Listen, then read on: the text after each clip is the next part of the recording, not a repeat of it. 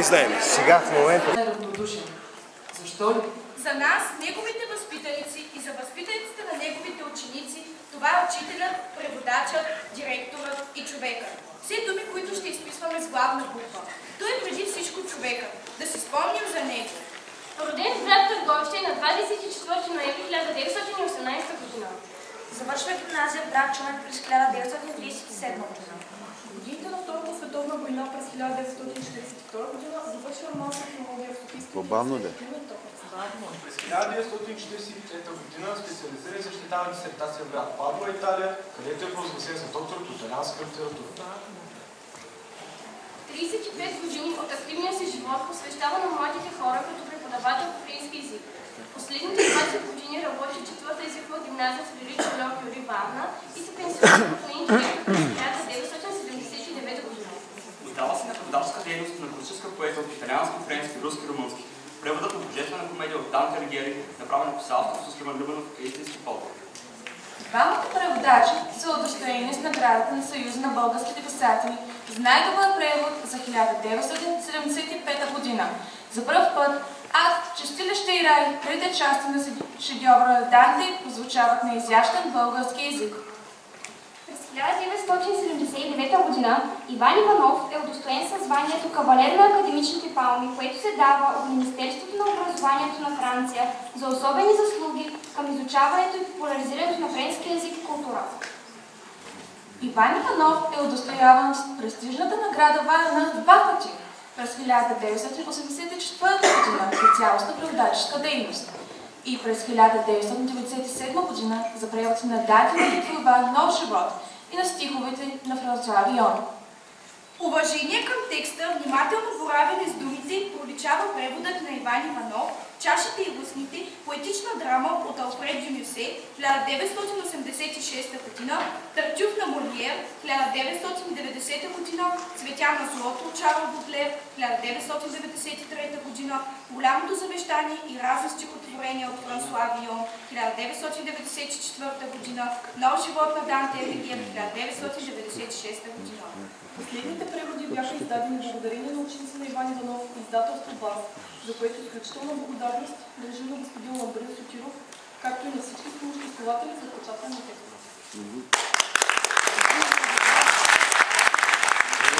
Поле по стиля там,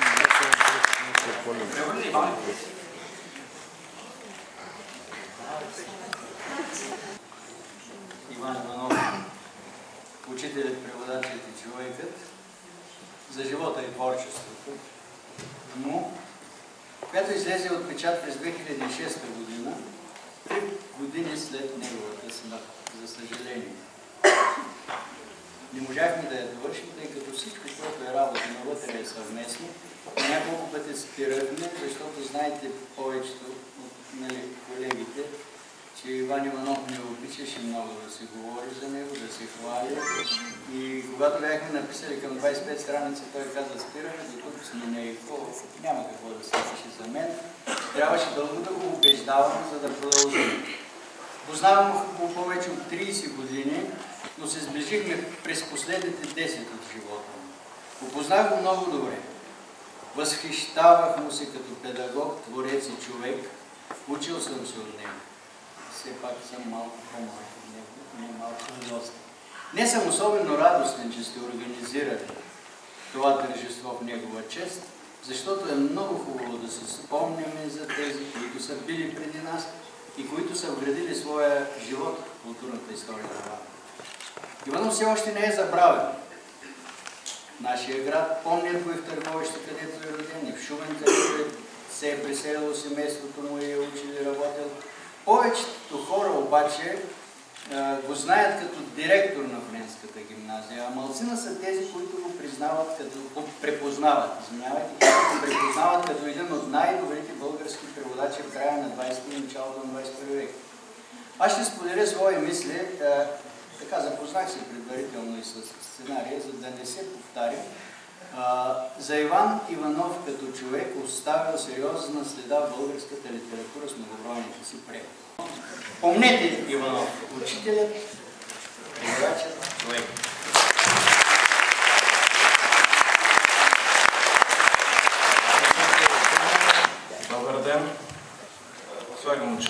тях вече не можем. Преди да прочита своя кратък портрет на Иван Иванов, бих искал от името на Ана Кръстева, която е председател на МОПА, Асоциацията на носителите на академични палми, да благодаря на госпожа Веселина Тотева, която е директор на 4-та езикова гимназия, същевременно член на бюрото на МОПА, за положените усилия и за тая хубава организация. Много ласкаво се като един любопитен детайл, който преди малко споделих с госпожа Тотева. Любен Любенов е доцент по математика и затова винаги си водеше абсолютно точни сметки, колко поправки, колко варианта, така че съм запознат и аз отвътре с творческия процес на двамата. Моето изказване се нарича "Събрат по дух на великите поети". Всяка годишнина на голям творец е и повод за равносметка. Това още повече се налага, когато става въпрос за всеотдайния и влюбен в поезията варненски преводач Иван Неделчев Иванов. 85 годишнината от неговото рождение ни подканя да открием точното му място в нашата култура и покорените от него висоти в това трудно и самотно изкуство превода. Първо място в конкурса по превод от френски език Иван Иванов получава Ива Мария Стефанова Кръстева.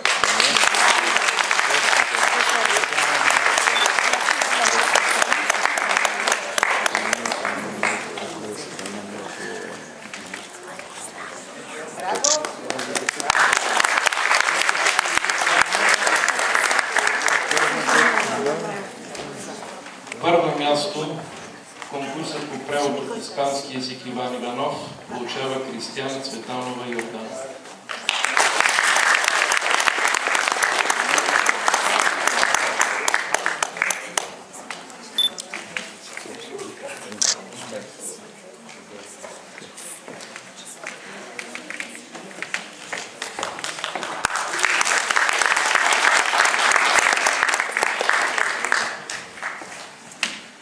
Второ място в конкурса по превод от френски език получава Мария Красимирова Черник.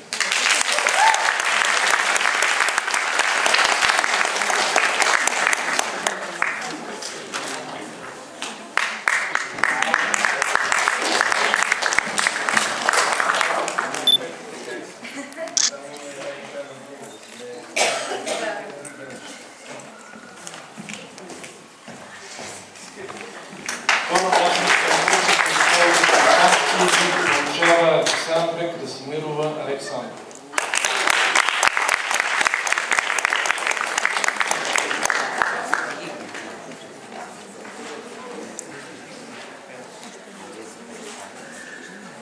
Трето място в конкурса по превод от френски език получава Нора Рудов Кубинова.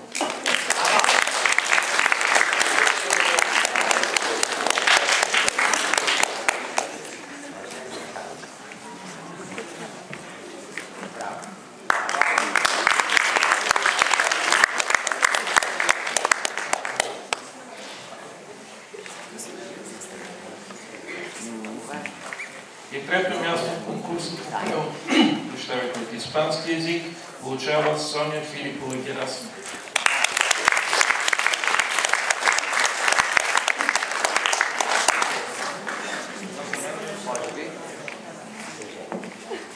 Искам да благодаря на госпожа Йорданка Първанова, племенница на господин Иван Иванов, която ни предостави книжки за наградените.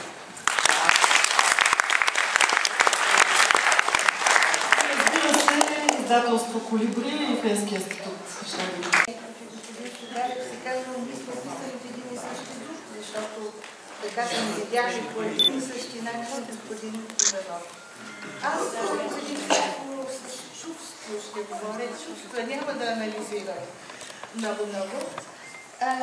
И смятам, че съдбата ме е привилегировала, като ми е отредила да общувам служебно с господин Иванов. Знаете, че съм ученичка на гимназията и ръкословно каза тук, но господин Иванов не ми е преподавал на мен и само известно време заместваше на учител в 9 клас. Това, което съм запомнила от него, учителя, Иванов, че непрекъснато задаваше притесняващия ни въпрос «Qu'en pensez-vous?» Какво ви е мнението за това? Сега вече от възрастта си и от опита си казвам с какво уважение е поставил този въпрос към младите си ученици, деца тогава и какви възпитателни цели си е поставил, за да ни развива, да мислим преди всичко. След години, когато бях назначена за заместник директор, продължавах да чувам този въпрос, вече на български език, разбира се.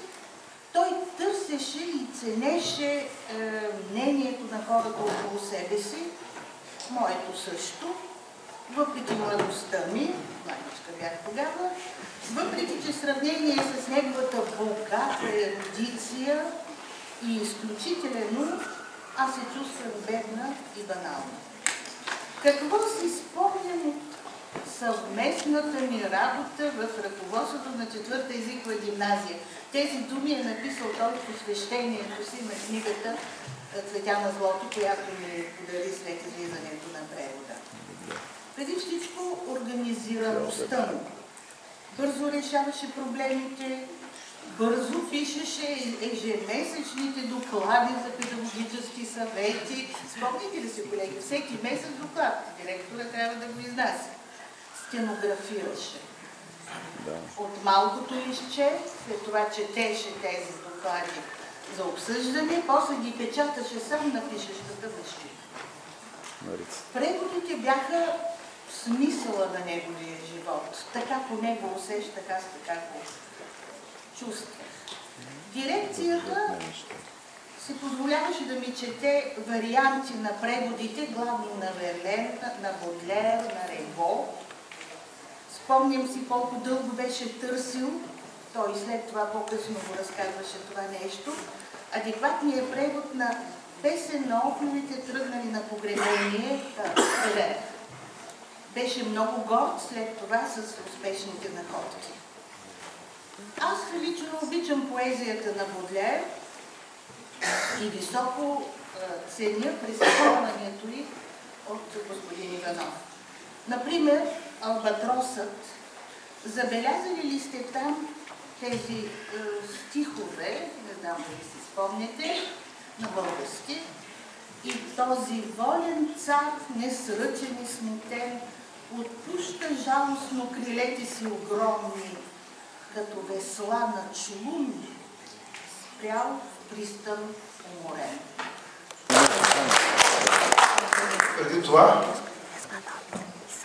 искам, като председател на Обществения съвет по култура към кмета на град Варна, да ви поздравя от негово име с настъпващия празник и да ви кажа, че 4-та езикова гимназия винаги е била едно от водещите интелектуални средища от нашия град. Благодаря ви. Особено ми е приятно тук сред нас да е госпожа Йорданка Първанова, Данчето, както тя от моя випуск. Искам да кажа, че идеята за тази среща беше, че вече повече от 10 години провеждаме конкурс на името на Иван Иванов. И тази година се навършва 85 години от рождението му, вече се навършиха през ноември 2013. От миналата година връчваме знак Жолио Кюри на заслужили учители, деятели, свързани с историята на гимназията, свързани с нас като техни ученици и допринесли много за издигане на авторитета. И понеже Йорданка Първанова не ми отказа да присъства на тази среща, и педагогическия съвет взе решение единодушно, макар и не приживе да връчи този знак на господин Иван Иванов. Може би това е начин да запълним липсата му, защото ние сме свикнали на празниците на гимназията. Вие видяхте на заглавната страница на книгата от господин Нейко Неков, написана за господин Иванов. човекът Иван Иванов, който смирено се подписваше, посвещаваше си книгите на своите бивши ученици и на всички, които се интересуват от неговото творчество. Това е начин за нашите ученици да научат нещо за този голям човек, който много ни е дал, много е дал на гимназията и много е допринесъл за издигане на авторитета. И в тази връзка връчваме за вас знака Фредерик Жолио Кюри. Всъщност той е тук на масата. Аз ще ти го дам, но ще ти дам, може би, думата първо да кажеш някакви думи за това.